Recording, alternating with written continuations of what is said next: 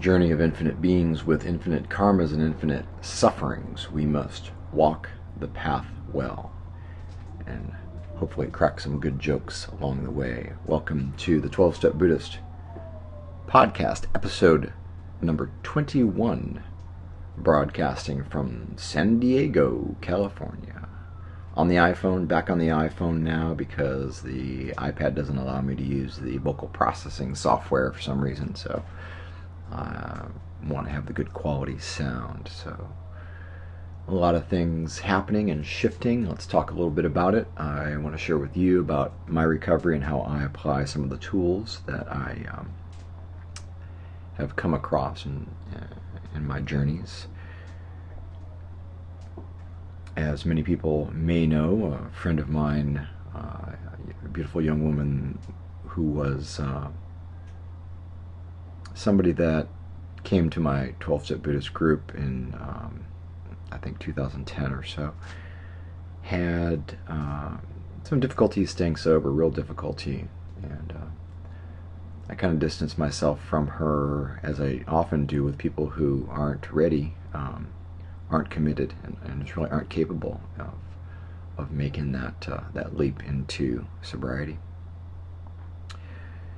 And hadn't spoken with her in a while, but I got a message from the news that she had been murdered and wound up in with some really bad people, and they killed her. She was drunk and screaming at them, evidently, and they evidently thought that it would be fun to shoot somebody because they're insane. So this pain, this was October 8th, I believe, and this pain that I've been feeling around her death has taught me to go deeper into the core and into this, what Eckhart Tolle calls this, he calls it the pain body. Oh yeah, FYI, in the jet path here, so we'll just learn to live with it.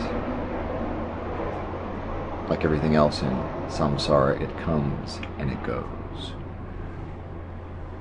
So there's a pool, there's a pool of suffering, and it's a pool, it's interdependence, it's a connection to all of the sufferings of all beings who have ever lived, are living, and ever will live.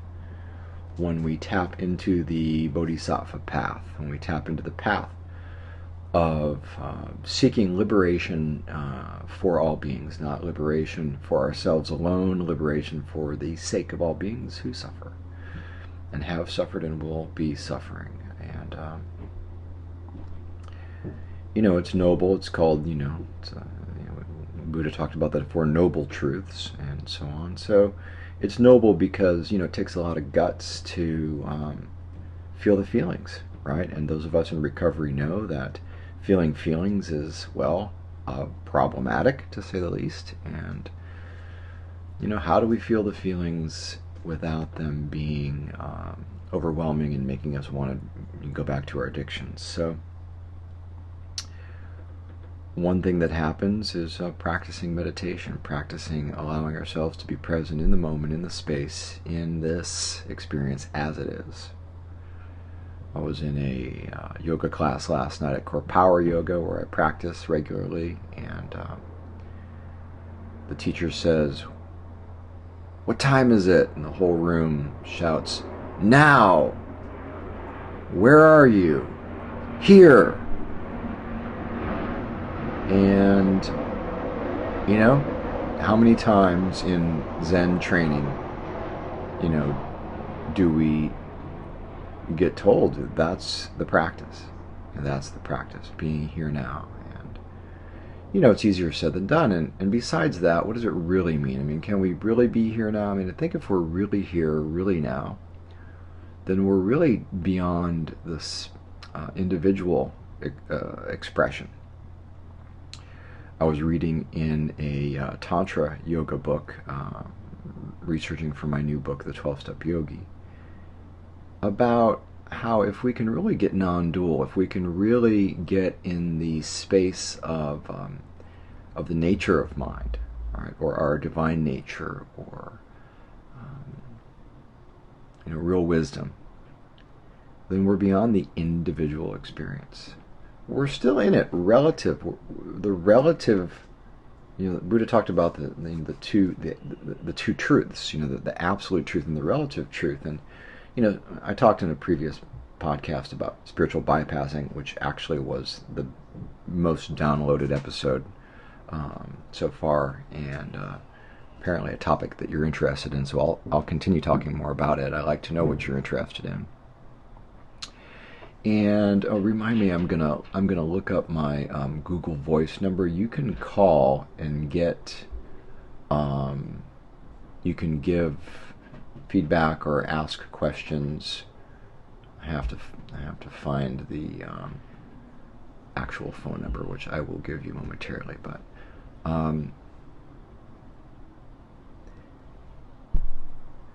okay, here it is. It's 619-796-6748. 619-796-6748. And that will be automatically transcribed and sent to me as a text, and I can reply to you or talk about your topic or question on the podcast or in a blog or somewhere eventually. So, what I'm saying is this idea of the absolute truth is attractive.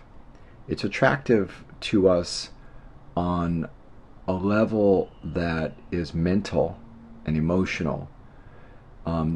Maybe because it symbolizes some sort of freedom from suffering.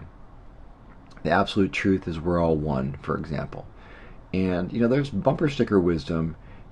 And there's real knowing, and there's real experiencing, a real experience. So, knowing that we're all one, if you think about it, if you think about what's really happening just say on the planet in this moment, how many sufferings, how many beings, how many beings exist right within 100 feet of you that you can't even see?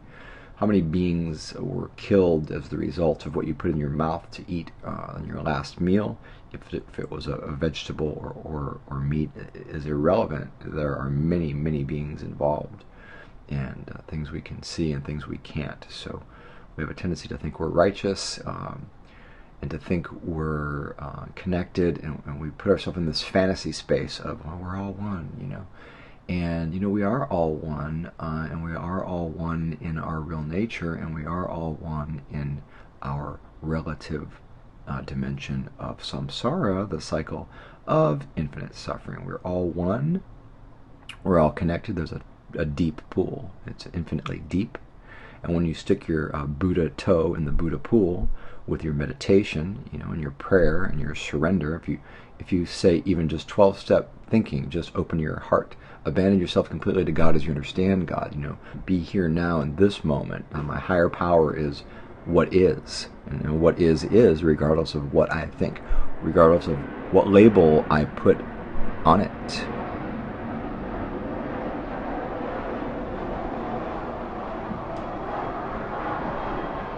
So we'll use the jets as the Thich Nhat Hanh bell, like Thich Nhat Hanh does on his retreats every once in a while. I don't know if it's once an hour, how often they do it, but the bell rings and it just reminds us to come back to the moment, come back to our feet, come back to where we stand, where we sit, where we breathe, where we move, where we sleep, where we eat, being in this space, in this present moment. This is where we all are in this present dimension. And we are distracted from it, distracted by everything in the relative dimension. And the purpose of our practice, the purpose of our spiritual path is to be in the absolute dimension, but that doesn't mean that we skip the relative dimension. Does this make sense?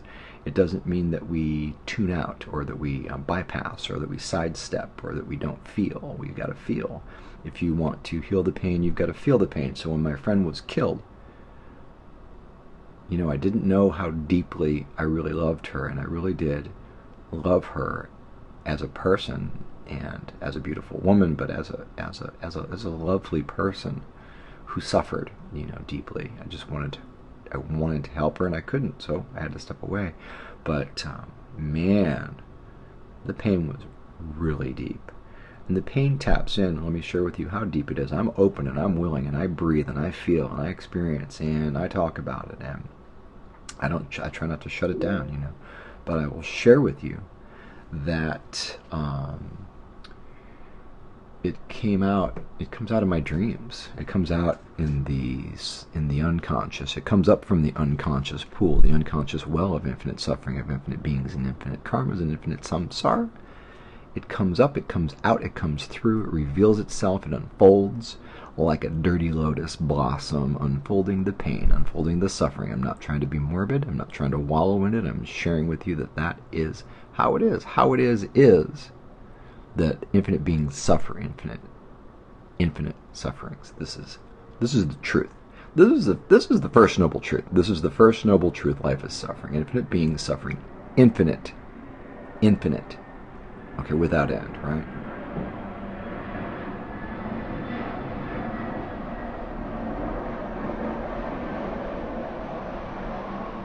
The jet is our meditation bell, right? Bringing us back to the body. So, this relative truth of suffering is also true in the space of absolute truth, in the space of infinite emptiness, of immense emptiness, of space without beginning, without end, space without conception, infinite like the blue sky. Guru Padmasambhava said, look at that sky. Is your mind like this? It's one big reason why I moved to San Diego, is because I need to practice that sky gazing and that practice, and I do it every day. I can do it every day because it's sunny here, so that's super awesome. But getting in this space, getting in this real knowledge of how it really is, in this oneness, in this interdependence, is that we are suffering, and we have options about that. And there are many methods and paths. Some people are ignorant of the plethora of methodologies available. And when you listen to quote unquote Buddhists who share from their particular perspective, a lot of times they have no idea that there's more than one explanation, that there's more than one path, that there's more than one method, right?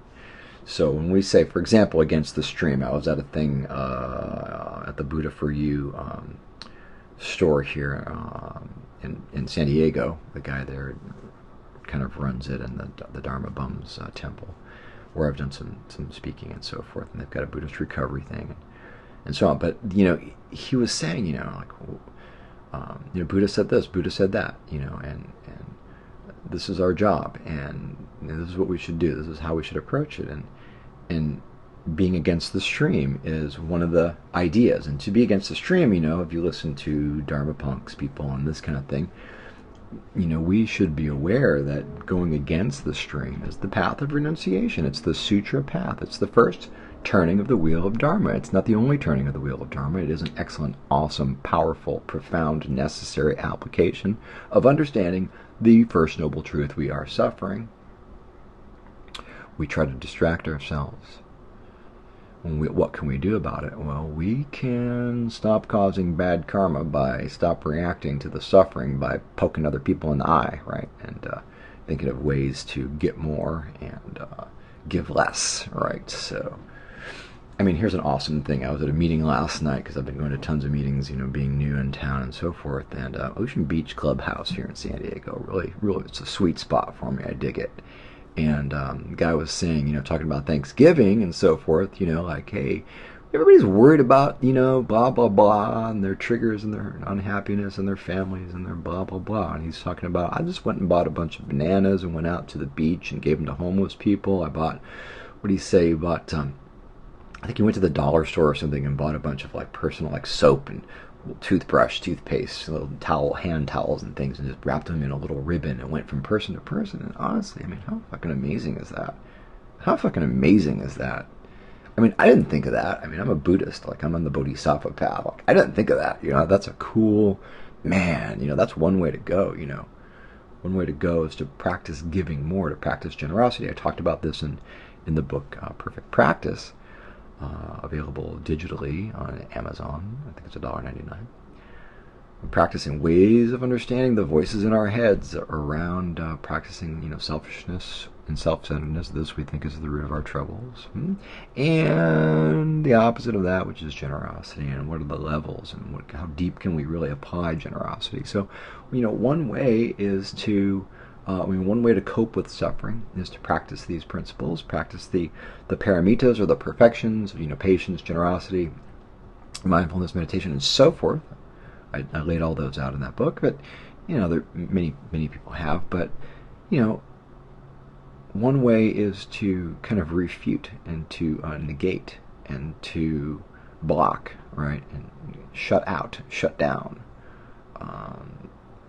the impulses, the emotions, the experiences which lead to suffering, right? Because obviously, if I'm angry and that anger is toxic and negative, and I react to it, I'm going to cause someone else some suffering.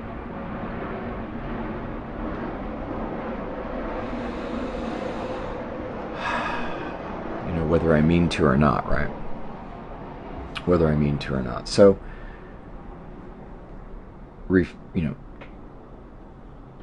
renouncing the anger, shut it down, stop it in its tracks, don't act out on it. Practice mindfulness, be present. But ultimately what's happening is that I see the emptiness of the experience. I see it arise, pass through the moment, and fade away. From emptiness, from infinite emptiness, into the space of infinite emptiness, which I don't believe, which I reject, which I refuse to work with the information. I refuse to believe that it's empty, that I'm empty, because I'm in the infinite relative condition, right? Relative condition of infinite suffering and infinite distractions and infinite labels and infinite path, infinite ways of paths of destruction, right? Paths of suffering. There's billions of trillions of endless distractions as there are, as many ways as that I can keep from the truth, keep from the real truth, keep from the nobility of the first noble truth that yes, life is suffering, and suffering arises from a cause, right? So look at the causes, look at the conditions. One way to do it is to stop the behavior, and that's an awesome way to do it. Sit down, shut up, listen. Restraint of tongue and pen, as we say in 12-step, and so on and so forth. Other ways are, ultimately, though, even if we're practicing this sort of presence, these sort of streams of Buddhism have sort of merged, and morphed, right? In different, they're sort of combined, but people don't even really know they're combined. People don't really know what they're combining and what they're saying a lot of the times. So what I'm saying here is that we have the essence of the First Noble Truth. We have the essence of the first training of the Wheel of Dharma, which is the Four Noble Truths, the Eightfold Path, and so forth. Talked about that in detail in The Power of Vow. Available in print. It's a workbook. Available in audio and Kindle. But, this is one way. This is one sort of, path of renunciation.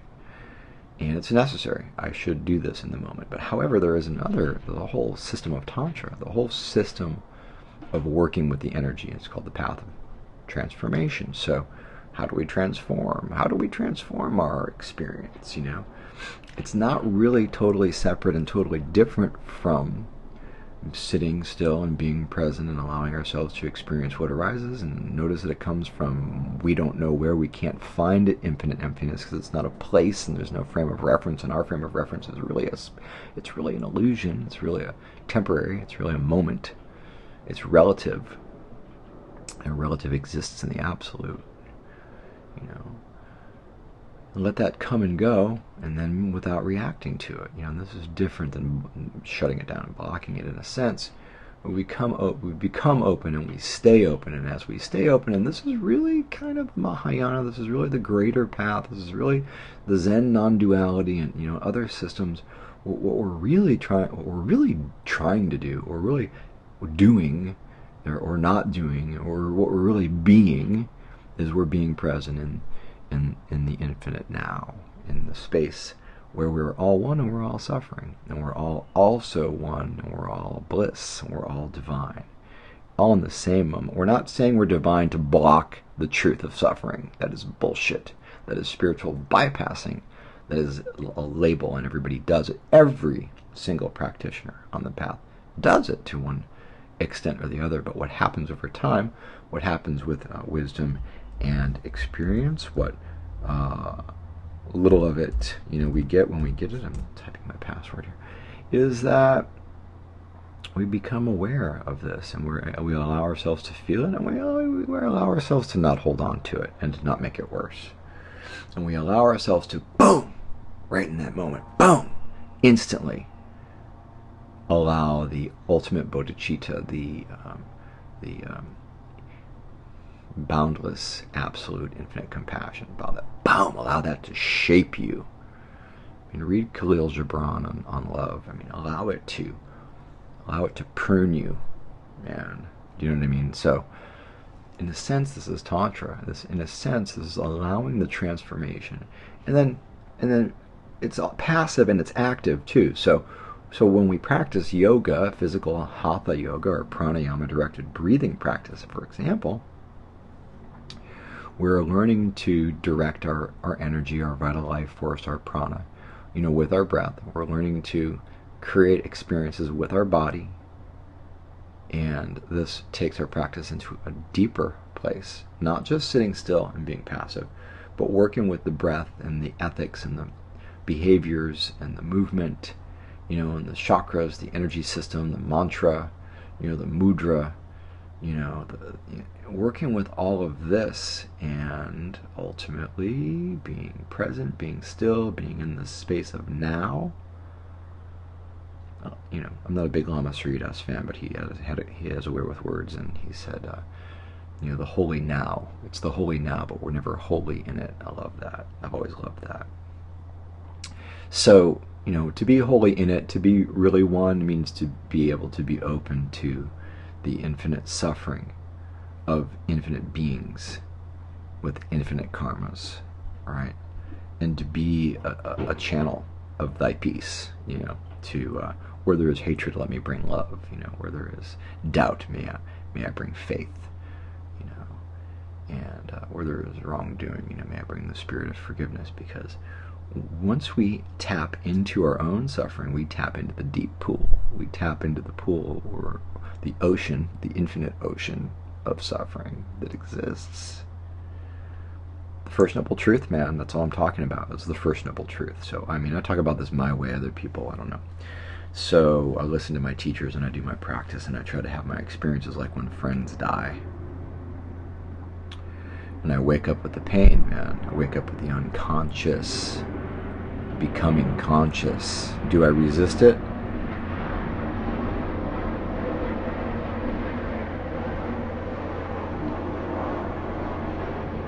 Just breathe into it. Look at the infinite blue sky. Say, is my mind like that? Practice my Tibetan yantra yoga, my breathing practice, some purification, some mantras, some being present, all these different tools. Go to some meetings, go to the gym, do a CrossFit with some ex-military dude. Just run around the Balboa Park trails and just work, be present, work, be present, work, be present. One more day, right? So with that, I'm going to let you go. I feel like 24 minutes is enough. I hope you enjoyed the podcast with Dr. Jamie Marich on trauma. I'm dealing with it. That's what we're talking about. PTSD, we're talking about healing. These are all methods, but limited in time on the podcast. I'm limiting it on purpose. There will be more books and more things available which talk about things and give guidelines in detail. We do have the 5th annual 2014 winter retreat at Brighton Bush Hot Springs in Central Oregon. You can register for that now on the 12stepbuddhist.com. And I've got an awesome 12-step yogi / Y12SR group going on here Saturday nights in San Diego. Hit me up, holler at me, use the Google Voice to send me a text. Oh, the number slipped away from my screen at this point, but I gave it earlier. And be in this moment together as one, but as one as it really is, not as we fantasize it to be. Peace.